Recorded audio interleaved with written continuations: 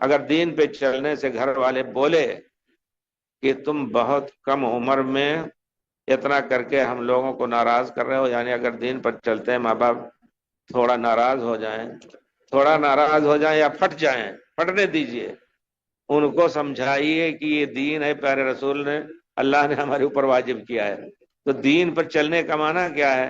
آپ اگر وقت ضائع کر رہے ہیں ادھر ادھر صرف دین کے نام سے تو ماں باپ ناراض ہو سکتے ہیں، لیکن اگر صرف نماز پڑھنے سے، ایسے بھی والدین کا سنا گیا کہ وہ نماز پڑھنے سے منع کرتے ہیں، کہتے ہیں تو ابھی سے اتنا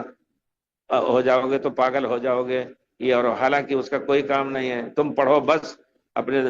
کیا نام ہے اسکول اور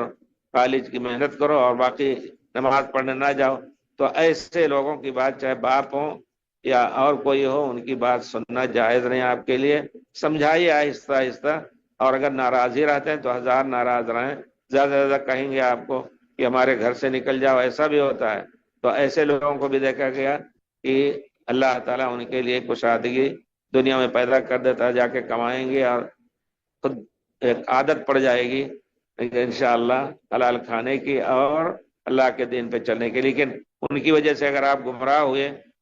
بڑے ہو کر کے آپ کا ہدایت پہ آنا مشکل ہے۔ اس سے تاکید رکھیے کہ ابھی اگر آپ ناراض ہونے کے خطرے سے ان کے دین کو چھوڑ دیں گے تو پھر ہمیشہ کے لیے آپ گمراہ ہو سکتے ہیں۔ ضرور آپ والدین کو کوشش کیجئے، ماں باپ ہیں بہرحال وہ راضی ہوں گے ایک دن، لیکن یہ کہ بہانہ کر کے وقت ضائع کریں آپ اس دین کے نام سے تو نہیں۔ کہیں بھی سنا لیکچر ہو رہا ہے چلے گئے، ادھر کہیں یہ اور نہیں، وہ چیز جو زائد ہے، صلاۃ زکوٰۃ کے علاوہ جو چیز زائد ہے، اس کی وجہ سے وہ ناراض ہو سکتے ہیں، پابند کر سکتے ہیں آپ کو کہ بھائی باپ کے ہاتھ، باپ کی دکان پہ بیٹھو تھوڑی دیر، ہمارے کام میں کچھ مدد کرو، تو ان کا حق ہے۔ لیکن اگر یوں ہی کہ دین پر عمل نہ کرو نہ پاگل ہو جاؤ گا، ایسا سنا گیا، ہم نے خود سنا،